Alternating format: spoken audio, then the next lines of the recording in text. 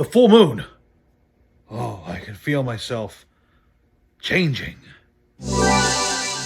God damn it, not again.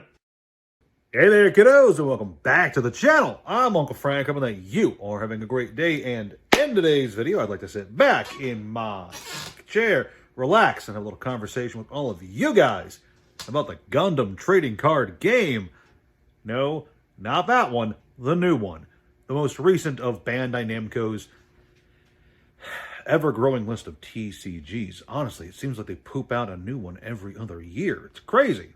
So what's going on? There's a lot to discuss, but in today's video, I specifically want to talk about the secondary market prices just for the sealed products. There's only two sets to talk about right now. The third one, I think it's called Steel Requiem. It's not out yet, I don't think. But New Type Rising and Dual Impact are. And there's some interesting things to talk about there, especially for a Bandai Namco TCG this early into its release. And speaking of that, on this channel before, I have talked about the Bandai cycle and how it's been fairly repetitive up until now. In fact, in my most recent One Piece videos, I'm bringing up pretty much every One Piece video I can, how there's a massive hype wave, then Bandai makes it super available, and the interest dies off as product becomes more available. The Bandai cycle, in case you have not watched a previous video of mine, is basically new Bandai card game releases. There is just an absurd level of hype and interest and FOMO and all those other wonderful words that people like to use to describe over-energetic card games. And there is a absolute gold rush to try and get as much product as you can for as low a price tag as you can. Leading to some pretty interesting situations where a lot of people want to play the game, but they can't because there's basically no product to go around. And then fast forward a year or so of a few sets being unavailable, and Bandai Namco will put out a huge print wave, killing a lot of interest from the true collectors, the real fans who were always real fans. They'll suddenly stop playing once there's a bunch of boxes available and move on to something else. Pokemon, Magic, Yu-Gi-Oh! Yu-Gi-Oh, right? I've talked about the Bandai cycle a lot on this channel. It's been very relevant, especially for Digimon, for Dragon Ball Z, and I believe it will be relevant for One Piece. But here in Gundam, we have a very interesting situation where that cycle does not appear yet, or maybe ever, to have taken place, with New Type Rising booster boxes and Dual Impact booster boxes being either stagnant or underwater in terms of secondary market value. Right now, you can get a New Type Rising booster box for $150, $160, which is not bad. Don't get me wrong. That's good. But when we were, if I could take you guys down a trip down memory lane, Digimon TCG booster boxes for Release Special Booster 1.0. Yes, that was the actual name of the set. I am not joking. At release and for several months after release until the reprint waves hit, it was like $250, almost $300 in some places. Depends on where you bought your box, obviously. And then we get to Dual Impact, which is not performing that well. New Type Rising is treading water. Dual Impact is sinking because it's around $80 to $90 a box. Which is really surprising because that one has Epyon in it. And Epyon's like the coolest Gundam ever produced. So, like, you'd think that the one with the better robot would be the better priced box. But anyway, I digress before I go off on a Gundam rant. Yeah, Gundam does not appear to be doing that hot. In fact, the Bandai Namco cycle that I've talked about on this channel so much does not appear to be taking place with Gundam. So what the hell's going on? Is your uncle crazy? Is he wrong? Is he stupid? Yeah, probably.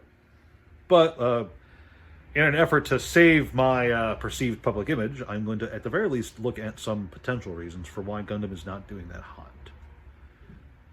There's two that I think are the most impactful when it comes to why Gundam is not performing as well as One Piece.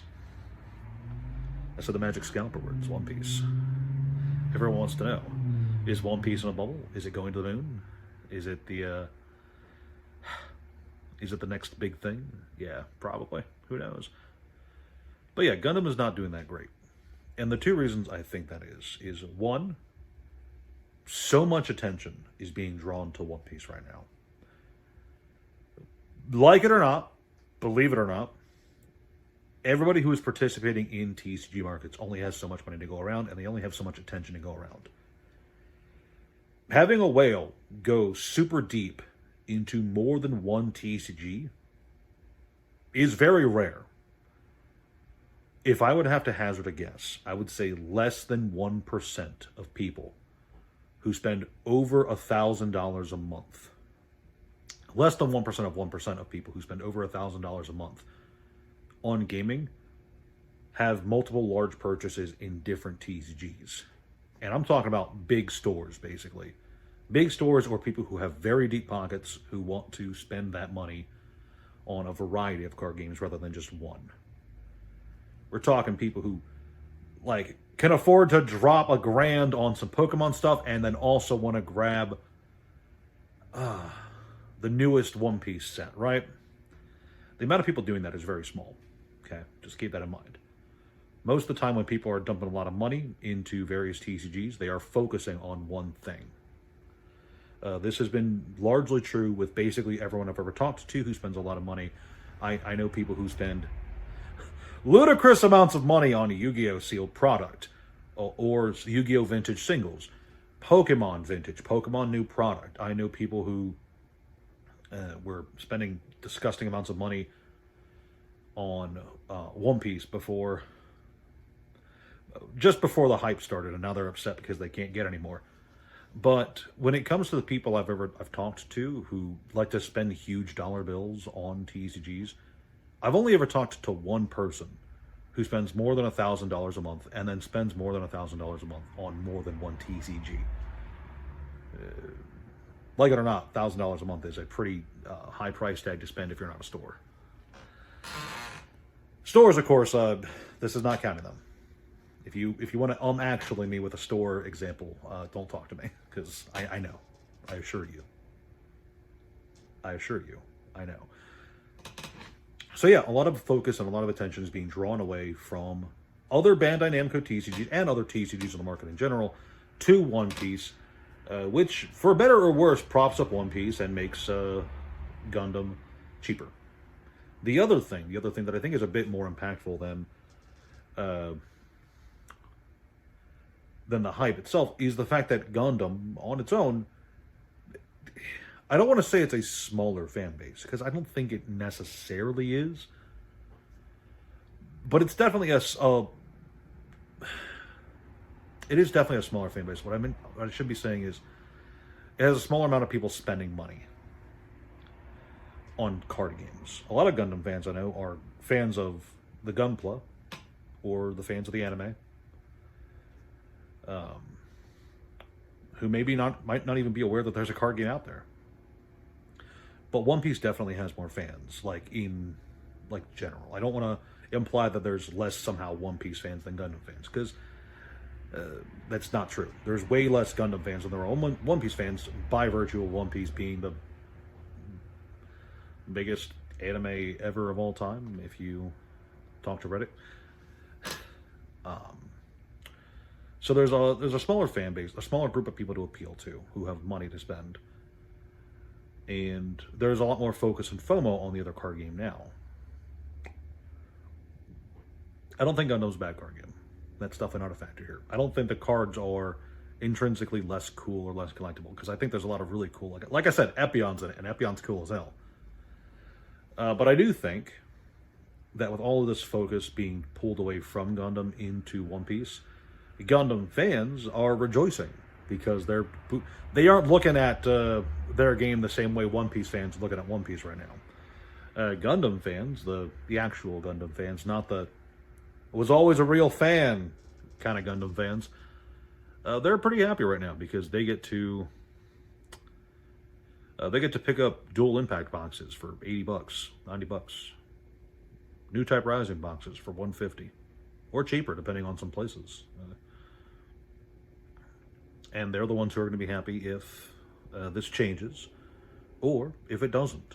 Because, as I've said before on this channel, the people who are super actually into this stuff, the true fans, the most excited, there's a very loud train in the distance. The people who are most excited, most interested in actually playing this, they don't care if it goes up or goes down because they're just happy to have something to play. But yeah, why is the Gundam TCG not doing as good as the One Piece TCG? Well, I think it's partially because of the One Piece TCG and also partially because of Gundam itself. Gundam is just not as big an IP, not as catchy as an IP.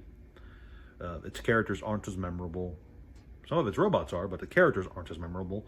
Ask me to name 10 random Gundam characters who aren't named Epion. And then I know he's not a he's not a character, he's a Gundam, but still. 10 random Gundam characters, Char 10 times. Awesome. Yeah, I think it's a matter of popularity versus FOMO, and both are working against Gundam right now. To the betterment of the Gundam fans, mind you. I guarantee you that there's at least one Hyper Gundam fan out there right now who's practically drooling at the proposition of being able to grab booster boxes of their favorite IP for $90. Especially, like I said, you know, the people who are fans of Gundam are looking at One Piece going, man, I'm glad I'm not those guys. They have to spend $250 for the newest boxes. I only got to spend like less than $100. Awesome. But yeah, that's my opinion. My opinion for the day is that FOMO and popularity work against Gundam. Will it change? Possibly. I do think Gundam is a good TCG. I've played a bit of it. I think it is an enjoyable card game, well designed, like all the Bandai Namco games are. I think there's some genuinely collectible things, and I would not be surprised if 2 years from now, there's going to be a lot of people saying, man, you should have bought Gundam when it was $90 a box. That would not surprise me one bit, because again, I do think it is a genuinely enjoyable card game. So that's all I got for you kiddos today. Please like, share, subscribe, leave a comment down below. Do you think your uncle's right? Do you think your uncle's wrong? Do you think your uncle is crazy or just stupid? I do read all comments, and I appreciate them because they appease the algorithm, and that appeases me. So check out the Discord. We have a Discord server. It's full of cool dudes, and you should definitely join. Check out the Patreon if you feel like throwing me $1 for being wrong all the time. Thank you guys so much for watching, and I'll see you next time.